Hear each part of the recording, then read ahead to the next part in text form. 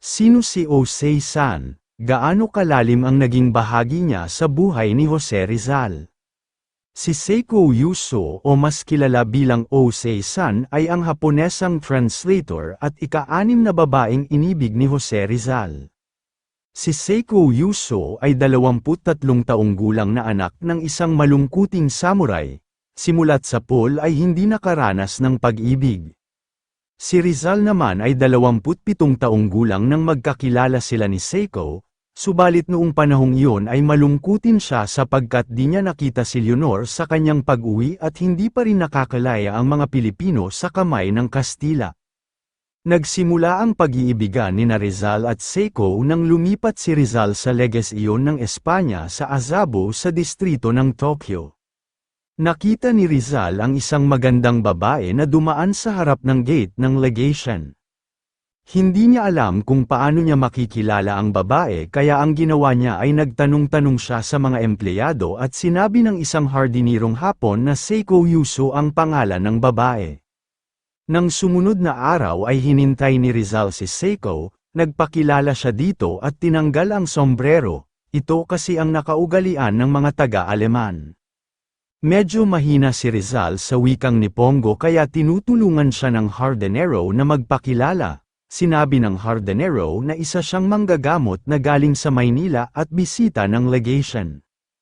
Humanga si Seiko kay Rizal dahil sa pagkamaginoon nito, at kahit hindi gaanong marunong ng wikang Nipongo ay pinipilit niya para lang makausap siya, kaya ang ginawa ni Seiko ay nagsalita siya ng wikang Pranses at Ingles. Simula noon ay araw-araw na silang nagkikita at tinawag ni Rizal si Seiko na Jose San. Namamasyal sila sa Imperial Art Gallery, Imperial Library, universities, Shokobatsuan, o Botanical Garden, City Parks, o Hibiya Parks, at Pictures Shrine. Sinasabing ang nagbuklod kay Rizal at Seiko ay ang sining. Nakita rin ni Rizal kay Seiko ang katangian na hinahanap niya sa isang babae, maganda, kabigha-bighani, mahinhin at matalino.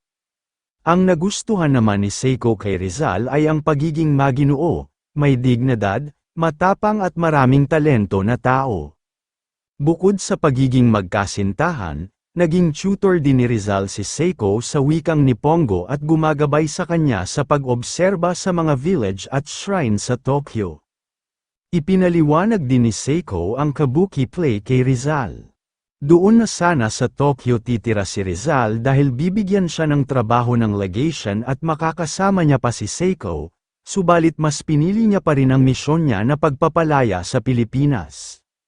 Bago umalis si Rizal ay sumulat siya sa diary, nakapaloob dito ang paghanga niya sa bansang Japan dahil sa magagandang tanawin. Sinabi niya rin na di maalis ang mukha ni Seiko sa kanyang isip at binabanggit niya pa rin ang pangalan nito. Ayon din sa kanya ay walang ibang babae ang nagmahal at nagsakripisyo sa kanya tulad ni Jose San. Umalis si Rizal na mabigat ang loob, bumalik sa Europa para sa isang misyon, at sinakripisyo ang sariling kasiyahan. Pagkaalis ni Rizal, naiwan na bigo sa pag-ibig si Seiko. Nagluksa siya sa mahabang panahon ng pagkawala ni Rizal.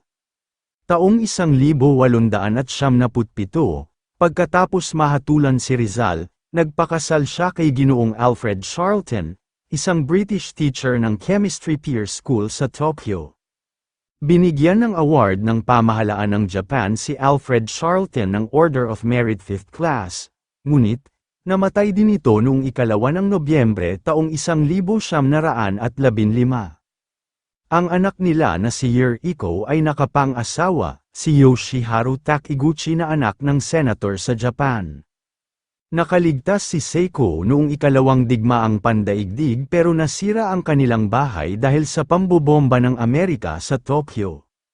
Namatay si Seiko sa edad na 80 noong 1 ng Mayo taong 1947. Nilibing siya na katabi ng asawa sa Zush-i-Gowa Cemetery, Alfred Charlton, 5th Order of Merit, at wife Seiko, ang nakalagay sa kanilang libingan. Kung kayo ay aking tatanungin, anong masasabi ninyo sa talambuhay na ito, mag-comment lang. So, Ayun lamang ang talambuhay natin ngayong araw, sana ay may natutunan kayo. Huwag na rin kalimutang mag-like at mag-subscribe para maging updated sa mga panibagong video. Maraming salamat po.